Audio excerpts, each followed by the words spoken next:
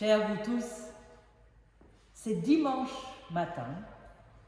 Encore une fois, je suis ici dans le temple de Perpignan. Vide, un peu froid. Tout à l'heure, c'est l'heure du culte. Et j'y serai, mais seule.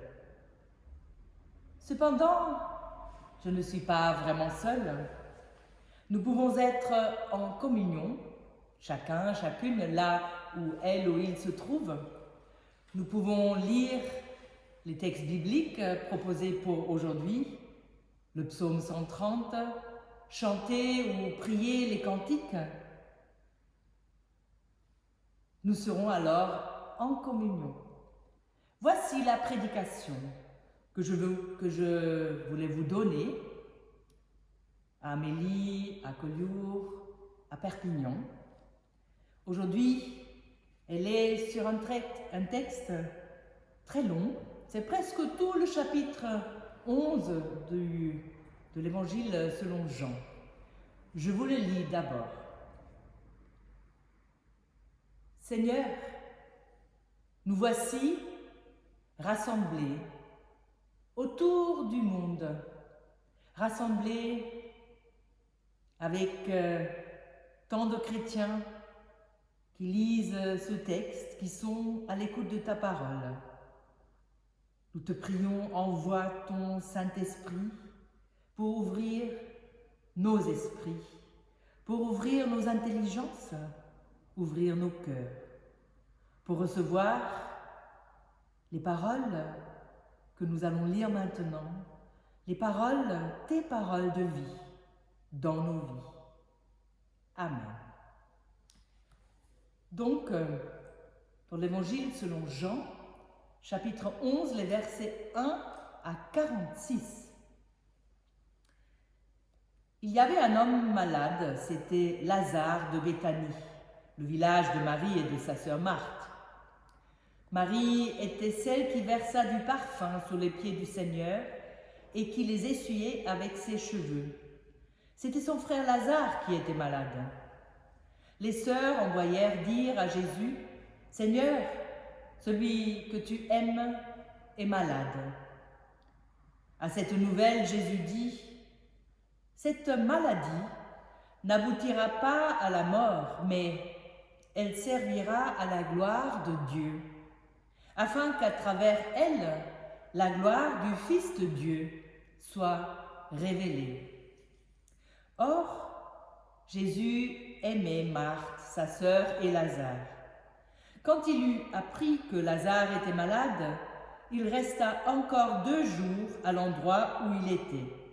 Puis, il dit aux disciples, « Retournons en Judée. » Les disciples lui dirent, « Maître, tout récemment les Juifs cherchaient à te lapider et tu retournes là-bas. » Jésus répondit, « N'y a-t-il pas 12 heures de jour?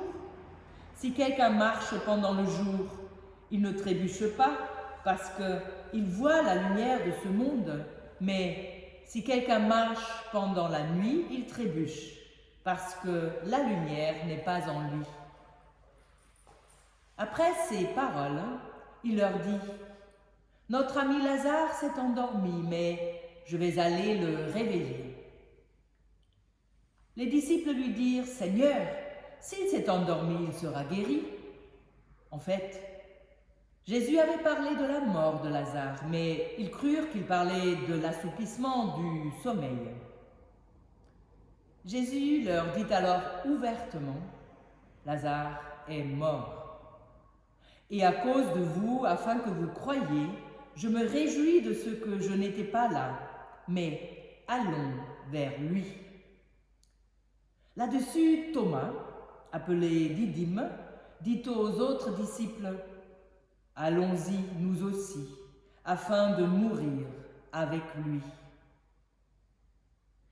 À son arrivée, Jésus trouva que Lazare était depuis 4 jours déjà dans le tombeau. Béthanie était près de Jérusalem, à moins de 3 kilomètres, et beaucoup de Juifs étaient venus chez Marthe et Marie pour les consoler de la mort de leur frère. Lorsque Marthe apprit que Jésus arrivait, elle alla à sa rencontre, tandis que Marie restait assise à la maison. Marthe dit à Jésus, « Seigneur, si tu avais été ici, mon frère ne serait pas mort. Cependant, même maintenant, je sais que tout ce que tu demanderas à Dieu, Dieu te l'accordera. » Jésus lui dit, « Ton frère ressuscitera. » « Je sais, lui répondit Marthe, qu'il ressuscitera lors de la résurrection le dernier jour. » Jésus lui dit, « C'est moi qui suis la résurrection et la vie. Celui qui croit en moi vivra même s'il meurt. Et toute personne qui vit et qui croit en moi ne mourra jamais. Crois-tu cela ?» Elle lui dit, « Oui, Seigneur, je crois que tu es le Messie, le Fils de Dieu, qui devait venir dans le monde. » Après avoir dit cela, elle alla appeler secrètement sa sœur Marie en lui disant, « Le Maître est ici et te demande. » À ces mots, Marie se leva sans attendre et alla vers lui. Jésus n'était pas encore entré dans le village, mais il était à l'endroit où Marthe l'avait rencontré. Les Juifs qui étaient avec Marie dans la maison et qui la consolaient, la virent se lever soudain et sortir. Ils la suivirent en disant, « Elle va au tombeau pour y pleurer. » Marie arriva à l'endroit où était Jésus. Quand elle le vit, elle tomba à ses pieds et lui dit, « Seigneur, si tu avais été ici, mon frère ne serait pas mort. » En la voyant pleurer, elle et les Juifs venus avec elle, Jésus fut profondément indigné et bouleversé. Il dit, « Où l'avez-vous mis ?» Seigneur, lui répondit-on, « Viens et tu verras. » Jésus pleura. Les Juifs dirent alors, « Voyez comme il aimait. » Et quelques-uns d'entre eux dirent, « Lui qui a ouvert les yeux de l'aveugle, ne pouvait-il pas aussi faire en sorte que cet homme ne meure pas ?» Jésus, de nouveau profondément indigné, se rendit au tombeau. C'était une grotte, une pierre fermait l'entrée. Jésus dit, « Enlevez la pierre. » Marthe, la sœur du mort, lui dit, « Seigneur, il sent déjà, car il y a 4 jours qu'il est là. » Jésus lui dit, « Ne t'ai-je pas dit que si tu crois, tu verras la gloire de Dieu ?» Ils enlevèrent donc la pierre de l'endroit où le mort avait été déposé. Jésus leva alors les yeux et dit, « Père, je te remercie de ce que tu m'as écouté. Pour ma part, je savais que tu m'écoutes toujours, mais j'ai parlé à cause de la foule qui m'entoure, afin qu'ils croient que c'est toi qui m'as envoyé. » Après avoir dit cela, il cria d'une voix forte, « Lazare, sors !» Et le mort sortit, les pieds et les mains attachés par des bandelettes et le visage enveloppé d'un linge.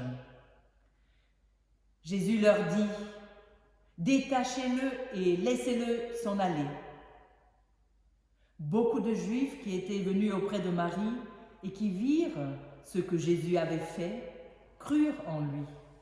Mais quelques-uns d'entre eux allèrent trouver les pharisiens et leur racontèrent ce que Jésus avait fait. Ô Seigneur, à qui irions-nous? Tu as des paroles de la vie éternelle. Amen. Alors, vous avez pu suivre tout ce long texte dans vos Bibles. Maintenant, je vous dis, chers frères et sœurs en Christ, nous connaissons ce long récit que nous venons d'écouter habituellement comme le récit de la résurrection de Lazare. C'est le dernier et le plus extraordinaire de 6 miracles ou signes, j'y reviens, de Jésus rapportés dans l'évangile selon Jean. Miracle, ce qui fait voir Dieu, voir qui est Jésus-Christ. Cependant, au lieu de parler de la résurrection de Lazare, il serait plus juste de parler de son retour à la vie. Lazare est ramené par Jésus à sa vie terrestre, à sa vie intérieure, à sa vie antérieure, à une vie qui est toujours limitée et dominée par la mort. Par résurrection, surtout lorsqu'il parle de la résurrection de Jésus-Christ, le Nouveau Testament entend une victoire définitive sur la mort et l'accession à une vie différente de la vie terrestre. Mais il serait plus juste encore, car plus conforme à son contenu et à l'intention de son auteur, l'évangéliste Jean, d'appeler notre texte le récit de la manifestation de la gloire du Père, de la gloire de Dieu et de Jésus en tant que Fils et envoyé de Dieu dans le monde. Cette manifestation se fait au travers du signe qu'est le retour à la vie de Lazare par Jésus-Christ. Voyez, dès le début, Jésus ou Jean, l'auteur de l'Évangile, souligne, je cite, « Cette maladie n'aboutira pas à la mort, dit-il à propos de la maladie de Lazare, mais elle servira à la gloire de Dieu, pour que la gloire du Fils de Dieu soit révélée. » On pourrait dire, pour que soit révélée, manifestée, épiphanie en grec, la gloire de Dieu. Comme dans le premier signe opéré par Jésus, l'eau changée en vin aux noces de Cana.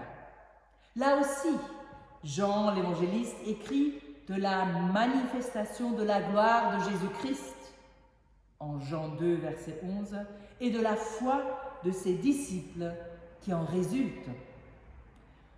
Cependant, ici, dans notre chapitre 11, avec le retour à la vie de Lazare, cette manifestation de la gloire de Jésus-Christ sera encore plus complète.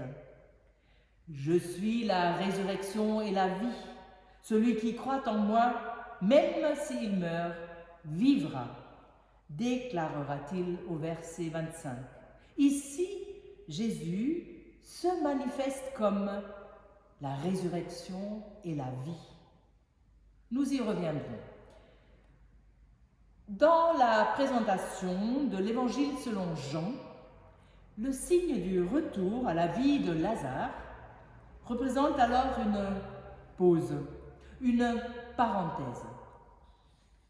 Avant le dénouement du drame que sera son arrestation, sa torture, sa crucifixion et sa résurrection. Mais en même temps, ce signe représente un événement qui accélère ce drame et hâte sa fin. Voyez, après sa confrontation violente avec les autorités de Jérusalem, Jésus avait quitté la ville pour aller se réfugier dans la région située au-delà du Jourdain, là où Jean-Baptiste baptisait et où Jésus lui-même avait commencé son activité publique. C'est là, dans ce lieu à la fois de ressourcement et de refuge, où le danger semble écarté, que l'appel des deux sœurs le rejoint. « Seigneur, celui que tu aimes est malade. » Mais malgré l'urgence de la situation, Jésus reste encore 2 jours là où il est, avant qu'il ne dise à ses disciples « Allons ». Un « allons » lourd de sens et de conséquences. Pour les disciples, cet « allons » de Jésus est alors comme une mise en marche vers une mort certaine, vers un lieu où menace la mort. Béthanie, Le village de Lazare est à 3 kilomètres à peine de Jérusalem. La confrontation sera inévitable. Dans l'esprit des disciples, la mort de Lazare, la mort de Jésus et leur propre mort avec lui sont comme confondus. Pour eux qui suivent Jésus avec résignation et désespoir. Et Thomas, appelé Didyme, ce qui veut dire jumeau, notre jumeau peut-être, est alors leur porte-parole. Allons, dit-il, allons nous aussi, et nous mourrons avec lui. Oui, les disciples sont loin de la gloire dont parlait Jésus et de la foi qui reconnaît cette gloire. Eux, ils ne voient que l'affrontement avec la mort. C'est compréhensible. Eux, les disciples, ne connaissent pas encore, comme la communauté chrétienne après Pâques, eux, les disciples, ne connaissent pas encore l'expérience de la résurrection de Jésus. Ce n'est pas comme nous qui pouvons recevoir ce récit à la lumière de Pâques. Mais regardons maintenant cet homme, Lazare. Lazare reste. En effet, une figure assez pâle tout au long du récit. On parle certes de lui, mais lui-même ne parle jamais. Nous apprenons certaines choses à son sujet, mais nous ne savons rien de ce qu'il vit, de ce qu'il éprouve, de ce qu'il pense et fait.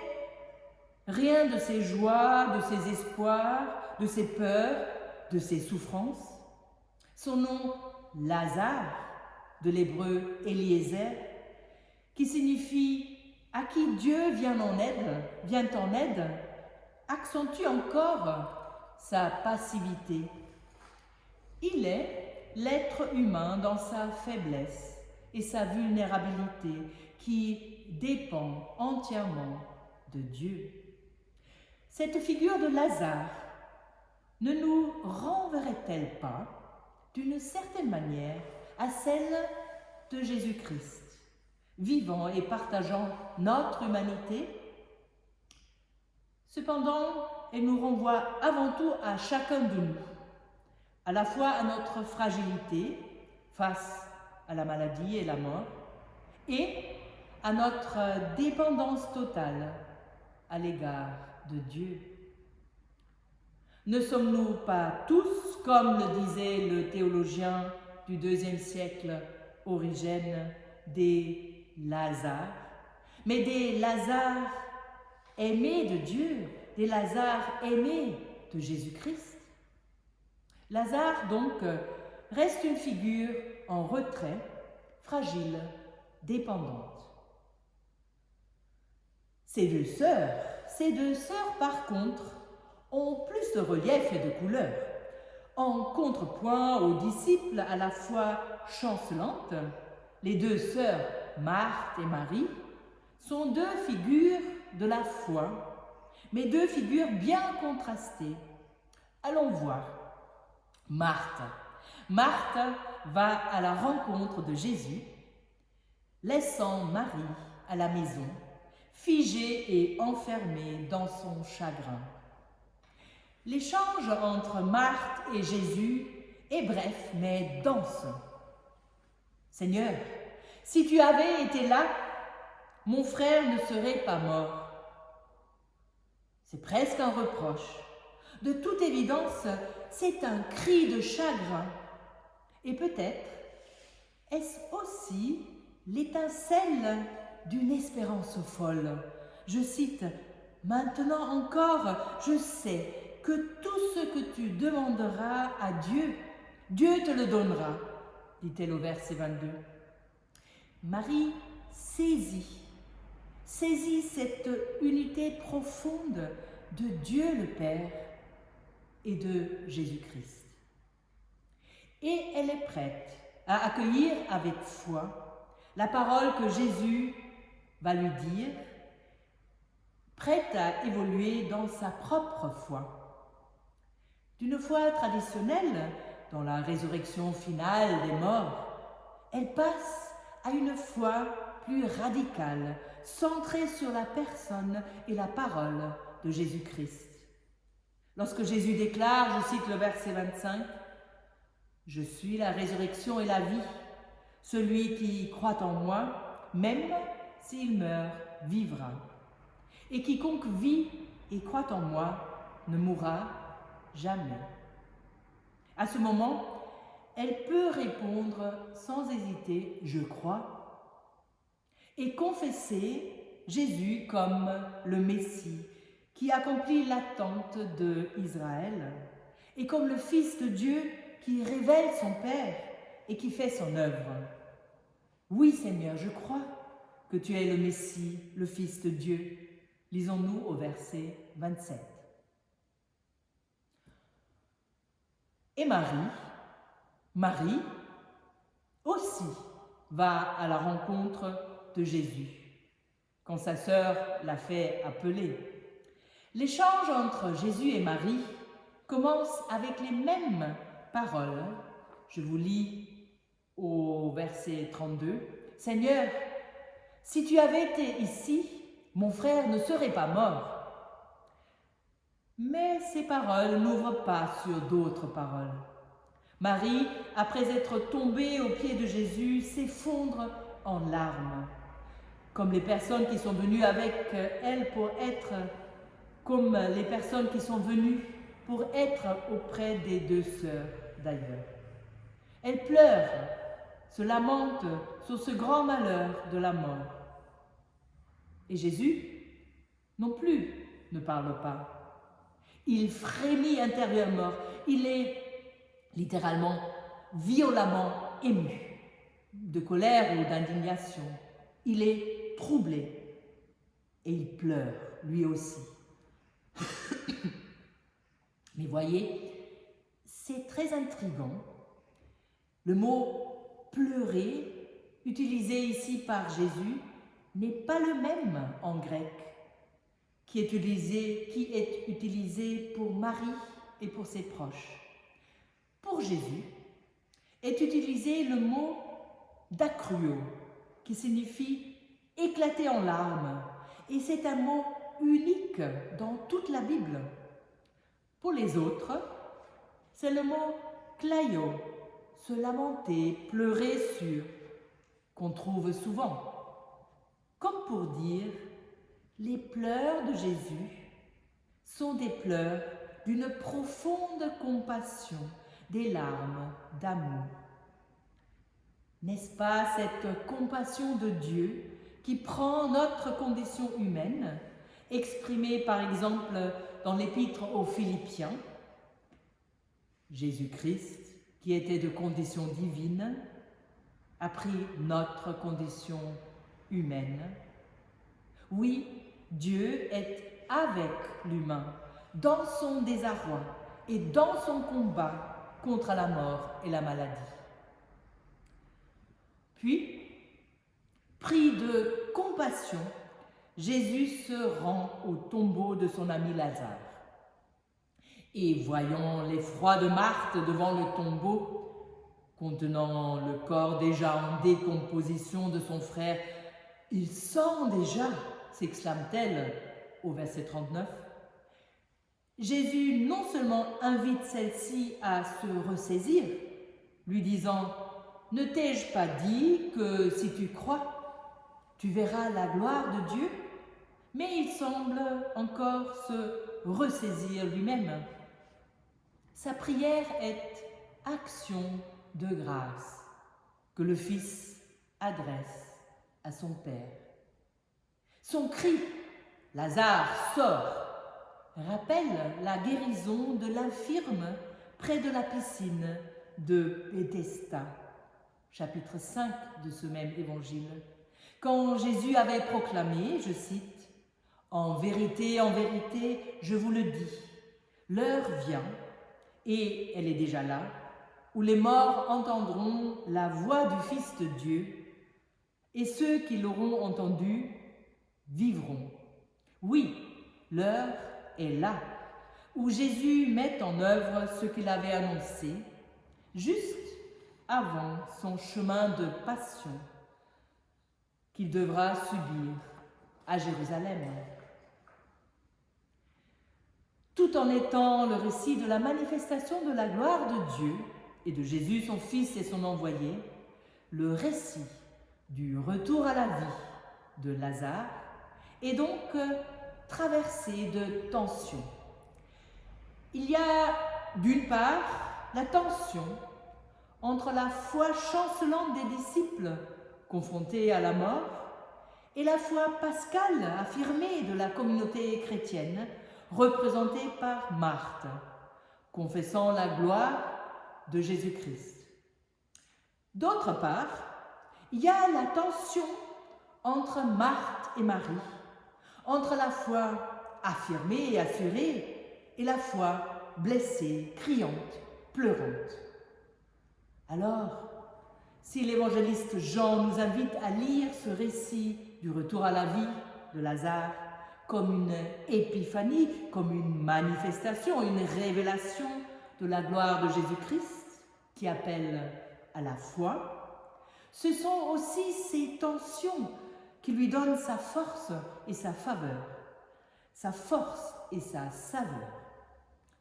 Nous pouvons avoir une foi chancelante ou une foi éclatante de joie, une foi assurée ou une foi blessée. Nous sommes toujours invités à nous laisser appeler comme Lazare, sors de la tombe, laisse-toi appeler vers la vie avec celui qui appelle à la vie. Je pourrais alors terminer ma prédication ici avec cet appel à la vie. Pourtant, j'aimerais relever encore un autre élément. Voyez, nous sommes le 5e dimanche du carême, presque à la fin de ce chemin du carême. Dimanche prochain, nous célébrerons les rameaux, l'entrée de Jésus à Jérusalem, lieu où adviendra son dernier repas avec ses disciples et l'institution de la nouvelle alliance, la Sainte Seine, lieu où adviendra sa trahison, sa torture, sa crucifixion, sa mort et le tombeau vide. Ce récit du retour à la vie de Lazare ne serait-il pas aussi une préfiguration de la résurrection du Christ? Regardez la pierre devant le tombeau qu'il fera enlever et les bandelettes qui enlacent Lazare et desquelles il sera libéré à la sortie de sa tombe. Bien sûr, c'est la coutume de l'époque. Mais pourquoi? Pourquoi l'évangéliste Jean les mentionne-t-il ici? Vous le savez bien, aucun mot n'est anodin dans son évangile. Donc, ce récit du retour à la vie de Lazare préfigure très vraisemblablement déjà la résurrection du Christ que nous célébrerons dans 15 jours. Peut-être pour nous fortifier, pour nous donner, nous indiquer une lumière qui pourra surgir quand viendra l'épreuve de la Semaine Sainte, l'épreuve dans nos vies. Et serait-ce trop osé d'appliquer cette image même sur notre situation d'un monde en crise? Crise du coronavirus, tout le monde en parle, tout le monde est concerné. Crise donc qui, elle aussi, trouvera une issue vers la vie. Et Marthe, qui veut bien croire à une résurrection à la fin des temps, À Marthe, Jésus répond par l'assurance d'une résurrection dès maintenant. Je suis la résurrection et la vie. Celui qui croit en moi, même s'il meurt, vivra. Et quiconque vit et croit en moi ne mourra jamais, dit-il au verset 25. Comment serait-ce possible?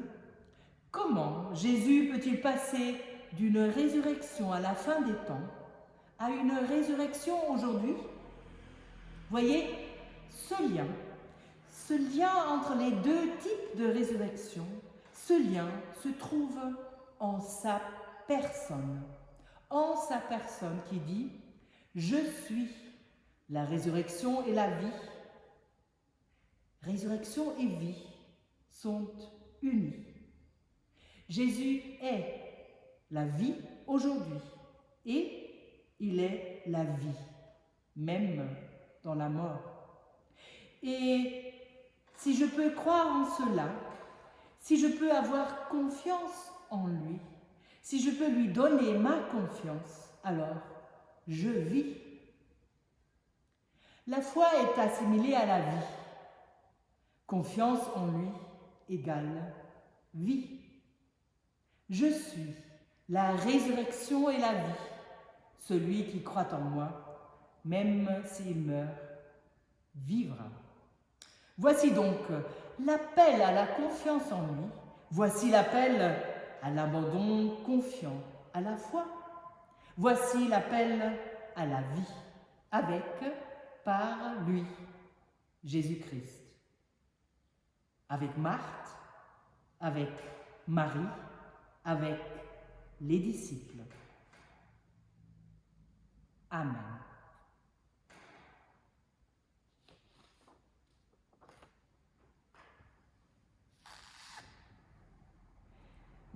Et ici, nous pourrons chanter ce chant que vous allez trouver dans le livre de l'Arc-en-Ciel, le numéro 4508, ça veut dire la page 688. Tu m'as aimé, Seigneur, avant que la lumière brillât sur l'univers que ta main a formé. Avant que le soleil éveillât sur la terre tout ce qui fut par toi semé, dans ton humble poussière, déjà mon Dieu, tu m'as aimé, mon Dieu, tu m'as aimé. C'est au numéro 4508 et dans Arc-en-Ciel, c'est le numéro 430. Et maintenant, demandons la bénédiction de la part de Dieu.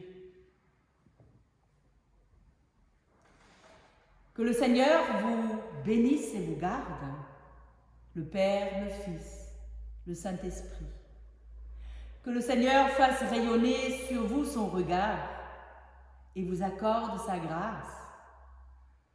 Que le Seigneur porte sur nous son regard et nous donne la paix.